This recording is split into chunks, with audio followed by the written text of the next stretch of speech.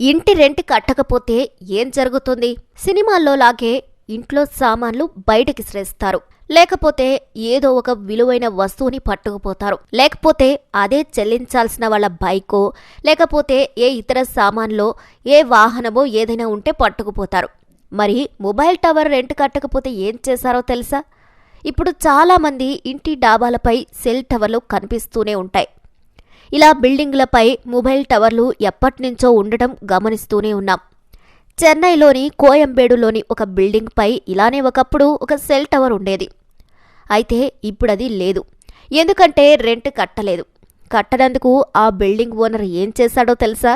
GTL infrastructure limited అనే private సంస్థ కోయంబేడులోని north మాడా స్ట్రీట్లోని భవనం పైకప్పుపై 15 అడుగుల ఎత్తైన మొబైల్ టవర్ను ఏర్పాటు చేసింది. కంపెనీ 2006 నుంచి 2018 వరకు దాని యజమానులు చంద్రన్, కరుణాకరన్, బాలకృష్ణన్ అద్దె చెల్లించింది.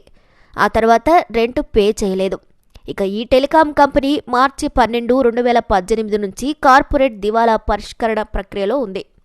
కొద్ది రోజుల క్రితం జీటీఎల్ ఇన్ఫ్రాస్ట్రక్చర్ లిమిటెడ్కు చెందిన కొందరు ఉద్యోగులు భవనాన్ని సందర్శించి మొబైల్ టవర్ కనిపించకపోవడాన్ని గుర్తించారు. ఆ తర్వాత టవర్ ఏమైందో తెలుసుకొని షాక్కి గురయ్యారు.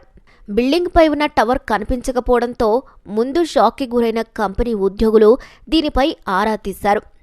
టవర్ మిస్సింగ్ గురించి బిల్డింగ్ ఓనర్ను అడిగి తెలుసుకున్నారు. అయితే వాళ్లు చెప్పిన సమాధానం విని వీళ్ళు షాక్ అయ్యారు.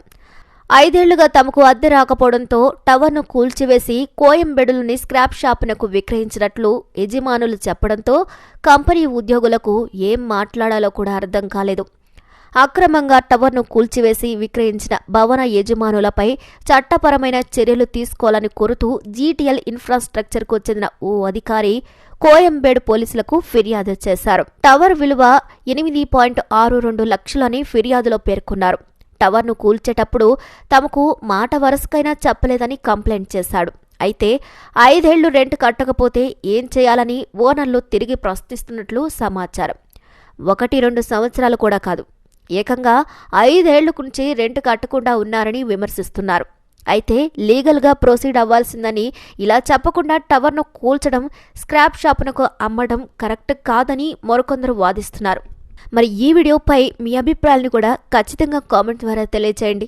మరి మా వీడియో మీకు నచ్చినట్లయితే లైక్ చేయండి, షేర్ చేయండి, సబ్స్క్రైబ్ చేయండి. మరిన్ని అప్డేట్స్ కోసం మా ఛానల్ని తప్పకుండా సబ్స్క్రైబ్ చేయండి.